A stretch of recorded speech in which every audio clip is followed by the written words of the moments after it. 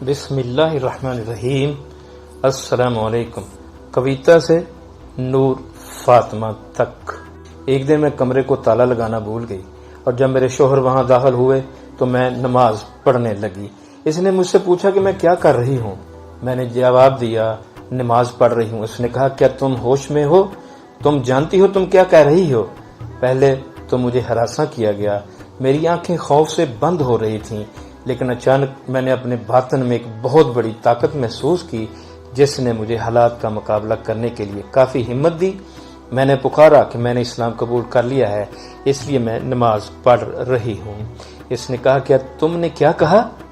کیا اپنے الفاظ دہراؤ گی؟ میں نے مزید زور کے ساتھ اپنے الفاظ دہرائے، ہاں میں نے اسلام قبول کر لیا ہے۔ یہ سن کر اس نے مجھے مارنا شروع کر دیا۔ یہ کہانی ایک ہندو لڑکی کی ہے جس کا نام کویتا تھا۔ تو اس کی داستان شروع کرنے سے پہلے آپ میرا یوٹیوب چینل سبسکرائب کر دیں اور بیل آئیکن بھی پریس کر دیں تاکہ اس طرح کی ایمان افروز داستانیں آپ تک پہنچتی رہیں۔ یہ ایک ایسی لڑکی کی کہانی ہے جو اسلام قبول کرنے سے پہلے انتہا پسند ہندو تنظیم شیو سینا سے وابستہ خاندان سے تعلق رکھتی تھی۔ کویتا نامی لڑکی کا مختصر انٹرویو یہ ہے۔ بعد میں جب اس نے اسلام قبول کیا تو اس کا نام بدل کر نور فاطمہ رکھ دیا گیا۔ میرا نام کویتا تھا جبکہ میرا عرفی نام پونم تھا۔ اسلام قبول کرنے کے بعد میرا نام نور فاطمہ رکھا گیا۔ میں ممبئی میں پیدا ہوئی ہوں اور میری عمر 30 سال ہے، لیکن میں خود کو 5 سال کا سمجھتی ہوں کیونکہ اسلام کے بارے میں میری معلومات 5 سالہ مسلمان بچے کے علم سے زیادہ نہیں ہے۔ ممبئی سے اسکول کی تعلیم کے بعد میں اعلیٰ تعلیم کے لیے کیمبرج یونیورسٹی گئی۔ وہاں ماسٹرز کرنے کے بعد میں نے کمپیوٹر کے بہت سے کورسز کیے۔ مجھے افسوس ہے کہ میں نے دنیا کے لیے بے شمار ڈگریاں حاصل کیں لیکن آخرت کے لیے کچھ نہیں کیا۔ اب میں اس مقصد کے لیے کچھ کرنا چاہتی ہوں۔ میری شادی ممبئی میں ہوئی تھی لیکن بعد میں اپنے شوہر کے ساتھ بحرین آ گئی۔ میرے 2 بیٹے ہیں۔ سب سے پہلے میں اللہ کی نعمتوں کا شکر ادا کرنا پسند کروں گی، جیسا کہ اللہ کے رسول صلی اللہ علیہ وسلم نے فرمایا جب اللہ کسی کے ساتھ بھلائی چاہتا ہے تو اسے دین کی سمجھ عطا کرتا ہے۔ میں کہتی ہوں کہ اللہ نے مجھے اپنی نعمتوں سے نوازا ہے۔ میں جس ماحول میں پلی بڑی وہ انتہا پسند ہندو تھے جہاں مسلمانوں سے سخت نفرت کی جاتی تھی۔ میں نے اپنی شادی کے بعد اسلام قبول کیا لیکن مجھے بچپن سے ہی بتوں کی پرستش سے سخت نفرت تھی۔ مجھے یاد ہے کہ ایک بار میں نے اپنے گھر کے واش روم میں ایک بت ہٹا دیا تھا۔ اس پر میری والدہ نے مجھے نصیحت کی تو میں نے جواب دیا کہ اگر یہ اپنی حفاظت نہیں کر سکتا تو اس سے برکت کیوں مانگتے ہو؟ تم اس کے سامنے کیوں جھکتے ہو؟ یہ آپ کو کیا عطا کرتا ہے؟ ہمارے خاندان میں ایک رسم ہے کہ جب لڑکی کی شادی ہوتی ہے تو وہ اپنے شوہر کے پاؤں دھو کر اس پانی کو پیتی ہے، لیکن میں نے پہلے ہی دن ایسا کرنے سے انکار کر دیا جس کی وجہ سے مجھے سخت نصیحت کی گئی۔ جیسا کہ میں نے آپ کو بتایا کہ میں نے ایک اسکول جوائن کیا تھا اور چونکہ میں اکیلی تھی اور اپنی گاڑی خود چلاتی تھی میں نے ایک قریبی اسلامی مرکز جانا شروع کر دیا۔ میں نے ان کی گفتگو سنی اور جان لیا کہ مسلمان بتوں کی پوجا نہیں کرتے، وہ کسی اور شخص سے برکت مانگ رہے تھے، ان کا بھگوان کوئی اور تھا۔ مجھے ان کے خیالات پسند آئے۔ مجھے بعد میں معلوم ہوا کہ یہ اللہ ہی ہے جو سب کچھ کرنے والا ہے۔ مسلمانوں کی نماز نے مجھے بہت متاثر کیا۔ میں پہلے نہیں جانتی تھی کہ اسے نماز کہتے ہیں، تاہم میں اس حقیقت سے واقف تھی کہ تمام مسلمان ایسا ہی کرتے ہیں۔ پہلے میں نے سوچا کہ یہ کسی قسم کی ورزش ہے۔ جب میں نے اسلامی مرکز جانا شروع کیا تو مجھے معلوم ہوا کہ اسے نماز کہا جاتا ہے۔ میں جب بھی بستر پر جاتی تو ایک چیز کا خواب دیکھتی۔ یہ ایک 4 جہتی کمرہ تھا جس کا خواب میں روزانہ دیکھتی تھی۔ میں ہراساں ہو جاؤں گی، ڈر جاؤں گی اور پسینہ بہا کر جاگوں گی۔ جب میں دوبارہ سوؤں گی تو وہی کمرہ میرے خوابوں میں دوبارہ نظر آئے گا۔ مجھے اس کمرے کے بارے میں بہت بعد میں معلوم ہوا۔ شادی کے بعد میں بحرین چلی گئی جس نے اسلام کو سمجھنے میں میری بہت مدد کی۔ چونکہ یہ ایک مسلم ملک ہے اس لیے ہمارا گھر مسلمانوں سے گھرا ہوا تھا۔ میں نے ایک مسلمان لڑکی سے دوستی کی۔ وہ شاذ و نادر ہی مجھ سے ملنے آتی تھی لیکن میں زیادہ تر اس سے ملنے جاتی تھی۔ ایک دن اس نے مجھے اپنے پاس آنے سے منع کیا کیونکہ یہ رمضان عبادت کا مہینہ تھا۔ تمہارے آنے سے میری عبادت میں خلل پڑتا ہے، اس نے مجھے بتایا۔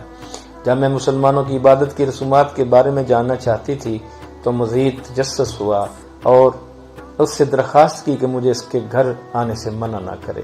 میں نے کہا تم جو چاہو کرو، میں تمہیں یہ سب کرتے ہوئے دیکھوں گی، میں کچھ نہیں کہوں گی اور آپ جو بھی پڑھیں گی سنوں گی۔ اس لیے اس نے مجھے اپنے گھر آنے سے منع نہیں کیا، گھر آنے کی اجازت دے دی۔ جب میں اسے عبادت کرتے ہوئے دیکھتی تو میں خود اس کی نقل کرنے کی طرف متوجہ ہوتی، کوشش کرتی کہ جیسا وہ کرتی ہے ویسا ہی میں کروں۔ پھر میں نے اس سے ورزش کے بارے میں پوچھا، اس نے مجھے بتایا کہ وہ اسے نماز کہتے ہیں اور یہ کہ وہ جس کتاب کی تلاوت کرتی تھی وہ قرآن پاک ہے۔ یہ سب کرنا چاہتی تھی۔ میں اپنے گھر کا ایک کمرہ بند کر لیتی اور اپنے دوست کو پرائیویٹ طور پر نقل کرتی، حالانکہ مجھے اس کے بارے میں زیادہ علم نہیں تھا۔ ایک دن میں کمرے کو تالا لگانا بھول گئی اور جب میرے شوہر وہاں داخل ہوئے تو میں نماز پڑھنے لگی۔ اس نے مجھ سے پوچھا کہ میں کیا کر رہی ہوں۔ میں نے جواب دیا نماز پڑھ رہی ہوں۔ اس نے کہا کیا تم ہوش میں ہو؟ تم جانتی ہو تم کیا کہہ رہی ہو؟ پہلے تو مجھے اس نے بہت زیادہ ہراساں کیا، ڈرایا، میری آنکھیں خوف سے بند ہو رہی تھیں، لیکن اچانک میں نے اپنے اندر میں ایک بڑی طاقت محسوس کی جس نے مجھے حالات کا مقابلہ کرنے کے لیے کافی ہمت دی۔ میں نے پکارا کہ میں نے اسلام قبول کر لیا ہے، اس لیے میں نماز پڑھ رہی ہوں۔ اس نے کہا کیا تم نے کیا کہا؟ کیا تم اپنے الفاظ دہراؤ گی؟ میں نے مزید زور کے ساتھ اپنے الفاظ دہرائے، ہاں میں نے اسلام قبول کر لیا۔ یہ سن کر اس نے مجھے مارنا شروع کر دیا۔ شور سن کر میری بہن وہاں پہنچ گئی۔ اس نے مجھے بچانے کی کوشش کی، لیکن جب میرے شوہر نے ساری کہانی سنی تو وہ بھی مجھے مارنے کے لیے آگے بڑھی۔ میں نے اسے روکتے ہوئے کہا تمہیں میرے راستے میں نہیں آنا چاہیے، میں جانتی ہوں کہ میرے لیے کیا اچھا ہے اور کیا برا، میں اسی راستے پر چلوں گی جو میں نے اختیار کیا ہے۔ یہ سن کر میرے شوہر کو غصہ آ گیا۔ اس نے مجھ پر اتنا تشدد کیا کہ میں اپنے ہوش و حواس کھو بیٹھی۔ اب یہ ڈرامہ چل رہا تھا تو میرے بچے گھر پر تھے۔ اس وقت میرا بڑا بیٹا 9ویں اور چھوٹا بیٹا 8ویں میں تھا، لیکن اس واقعے کے بعد مجھے کسی سے ملنے نہیں دیا گیا۔ میں ایک کمرے میں بند تھی۔ اگرچہ میں نے رسمی طور پر اسلام قبول نہیں کیا تھا، لیکن میں نے یہ الفاظ کہے تھے کہ میں نے اسلام قبول کر لیا ہے۔ ایک رات جب کمرے میں بند تھی، میرا بڑا بیٹا وہاں آیا اور میری باہوں میں رو پڑا۔ میں نے پوچھا کہ گھر کے دوسرے لوگ کہاں ہیں؟ انہوں نے کہا کہ وہ کسی تقریب میں شرکت کے لیے گئے ہیں اور گھر پر کوئی نہیں۔ اس رات ہمارا مذہبی تہوار تھا۔ میرے بیٹے نے مجھ سے گھر سے فرار ہونے کی درخواست کی کیونکہ خاندان مجھے مارنا چاہتا تھا۔ میں نے اسے تسلی دی کہ ایسا کچھ نہیں ہوگا، وہ مجھے تکلیف نہیں پہنچا سکیں گے اور اسے اپنا اور اپنے چھوٹے بھائی کا خیال رکھنا چاہیے، لیکن وہ سسکیوں کے درمیان مسلسل اصرار کرتا رہا کہ مجھے گھر سے بھاگ جانا چاہیے۔ میں نے اسے سمجھانے کی کوشش کی کہ پھر میں ان سے نہیں مل سکوں گی، لیکن اس نے جواب دیا کہ تم ہم سے اسی صورت میں مل سکتی ہو جب تم زندہ رہو گی، چلی جاؤ ماما، وہ تمہیں قتل کر دیں گے۔ آخرکار میں نے جانے کا فیصلہ کیا۔ میں وہ سخت لمحات کبھی نہیں بھول سکتی جب میرا بڑا بیٹا اپنے چھوٹے بھائی کو جگانے گیا اور اس سے کہا اٹھو ماما جا رہی ہیں، ابھی اس سے مل لو، کیونکہ کون جانتا ہے کہ وہ ہم سے دوبارہ ملے گی یا نہیں۔ چھوٹا مجھ سے بہت دنوں بعد ملا تھا۔ وہ میری طرف دیکھتے ہوئے آنکھیں رگڑ رہا تھا، مل رہا تھا، لیکن جب میں آگے بڑھی تو وہ مجھ سے لپٹ گیا اور پھوٹ پھوٹ کر رونے لگا۔ بچے شاید تیار سب جانتے تھے۔ اس نے صرف مجھ سے پوچھا ماما آپ جا رہی ہیں؟ میں نے اس بات میں سر ہلایا کہ پھر ملیں گے۔ میرے دونوں بیٹے مجھے اس سیاہ اور سرد رات میں دیکھ رہے تھے۔ میں ماں کی محبت کو اپنے پیروں تلے کچل رہی تھی۔ ایک طرف بچوں کی محبت اور ان کی جدائی تھی اور دوسری طرف اسلام سے محبت تھی جو پہلے پر غالب آ رہی تھی۔ میں کراہ رہی تھی، اپنے بچوں سے لپٹ رہی تھی، ان کے لیے اپنی محبت کو کچل رہی تھی۔ میری چوٹیں تازہ تھی، میں پیدل چلنے کے قابل نہیں تھی، تاہم میں کسی نہ کسی طرح ایسا کرنے میں کامیاب ہو گئی۔ دونوں بچے گیٹ پر آنکھوں میں آنسو لیے ہاتھ ہلا رہے تھے۔ میں ان لمحات کو کبھی نہیں بھول سکتی۔ میں جب بھی اس منظر کو یاد کرتی ہوں تو مجھے وہ مسلمان یاد آتے ہیں جنہوں نے اسلام کے لیے اپنے گھر اور خاندان کو ترک کر دیا تھا۔ میں اپنے گھر سے سیدھا تھانے چلی گئی۔ وہاں میرا سب سے بڑا مسئلہ یہ تھا کہ وہ میری زبان نہیں جانتے تھے، تاہم ان میں سے ایک انگریزی سمجھ سکتا تھا۔ میری سانس بند تھی، رک رک کر آ رہی تھی اور میں بولنے سے قاصر تھی کہ میں گھبرا گئی تھی۔ میں نے اس سے درخواست کی کہ جب تک میں خود کو اکٹھا نہ کر لوں مجھے آرام کرنے دیں، تھوڑا ٹائم دیں۔ پھر تھوڑی دیر بعد میں نے خود کو جمع کیا اور بتایا کہ میں اپنا گھر چھوڑ کر اسلام قبول کرنا چاہتی ہوں۔ میں ان تمام حقائق کو بیان کرنے کے لیے بے چین تھی۔ تھامس نے مجھے تسلی دی اور کہا کہ وہ بھی مسلمان ہے اور میری ہر ممکن مدد کریں گے۔ اپنے گھر والوں کے پاس لے گیا اور مجھے اپنے گھر میں پناہ دی۔ صبح میرے شوہر مدد کے لیے پولیس اسٹیشن پہنچے۔ ان کی بیوی کو اغوا کر لیا گیا ہے، لیکن اسے بتایا گیا کہ اس کی بیوی کو اغوا نہیں کیا گیا تھا بلکہ وہ خود وہاں آئی تھی۔ چونکہ وہ اسلام قبول کرنا چاہتی تھی اس لیے اس سے کوئی تعلق نہیں تھا، یہ وہ اس کے ساتھ نہیں جا سکتی تھی۔ اس نے اصرار کیا اور دھمکیاں دی، لیکن میں نے خود اس کے ساتھ جانے سے انکار کر دیا۔ میں نے کہا کہ وہ میرے تمام زیورات، بینک بیلنس، جائیداد لے سکتا ہے، لیکن میں اس کے ساتھ نہیں جاؤں گی۔ پہلے تو اس نے ہمت نہیں ہاری، لیکن میرے مسلسل انکار کو دیکھ کر اس نے میرا تمام سامان حاصل کرنے کا تحریری بیان حاصل کر لیا۔ جس شخص نے مجھے پناہ دی تھی اس نے کہا کہ اب تمہارے گھر والے تمہیں کوئی نقصان نہیں پہنچائیں گے اور تم اسلام قبول کر لو۔ میں نے اس کا شکریہ ادا کیا اور ہسپتال گئی کیونکہ میرا پورا جسم زخمی تھا۔ میں کچھ دن ہسپتال میں داخل رہی۔ ایک دفعہ ایک ڈاکٹر نے مجھ سے پوچھا تم کہاں سے آئی ہو؟ آپ کے خاندان میں سے کوئی بھی آپ کو ہسپتال میں دیکھنے نہیں آیا؟ میں خاموش رہی اور کوئی جواب نہیں دیا کیونکہ میں صرف ایک چیز کی تلاش میں اپنے گھر سے نکلی تھی۔ اب نہ میرا کوئی گھر تھا اور نہ ہی کوئی خاندان، اب میرا واحد رشتہ اسلام تھا جس نے مجھے پہلے ہی قدم پر پیار دیا تھا۔ مسلمان پولیس والے نے مجھے اپنی بہن کہا اور بہن کی طرح اپنے گھر رکھا۔ مجھے سردراز میں پناہ دی تھی جب میں اپنے سارے رشتے کھو چکی تھی۔ میں اس کا احسان کبھی نہیں بھول سکتی۔ جب میں ہسپتال میں داخل ہوئی تو میں اپنے اگلے قدم کے بارے میں فکر مند تھی کہ اب مجھے کیا کرنا ہے، امن اور تحفظ کی تلاش میں کہاں جاؤں۔ ہسپتال سے ڈسچارج ہونے کے بعد میں فوراً اسلامی مرکز چلی گئی۔ اس وقت وہاں ایک بزرگ کے علاوہ کوئی نہیں تھا جو شاید وہاں ہی رہتا تھا۔ میں اس کے پاس گئی اور اپنا حوال بیان کیا۔ وہ کچھ لمحے ہچکچاتا رہا اور پھر بولا، بیٹی یہ ساڑی مسلمانوں کا لباس نہیں ہے، جاؤ سر پر اسکارف پہنو اور اپنے آپ کو مسلمانوں کی طرح بناؤ۔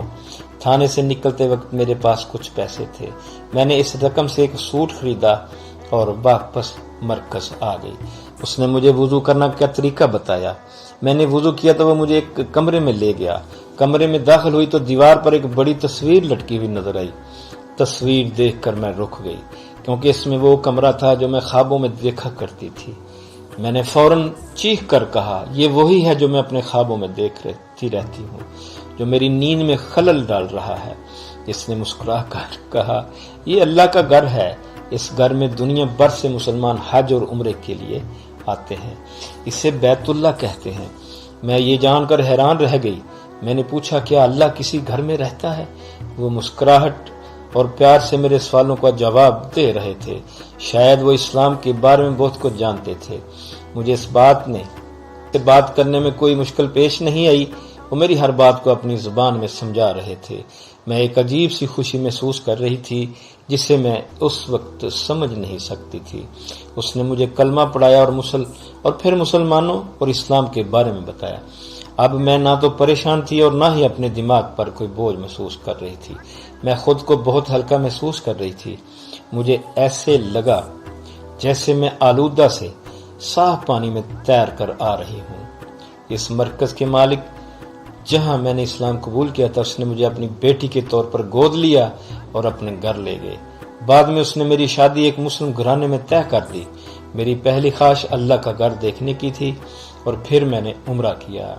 اس کے بعد نہ تو انڈیا گئی اور نہ ہی وہاں جانا چاہتی ہوں۔ میرے خاندان کے سیاسی اور مذہبی تنظیموں سے روابط ہیں۔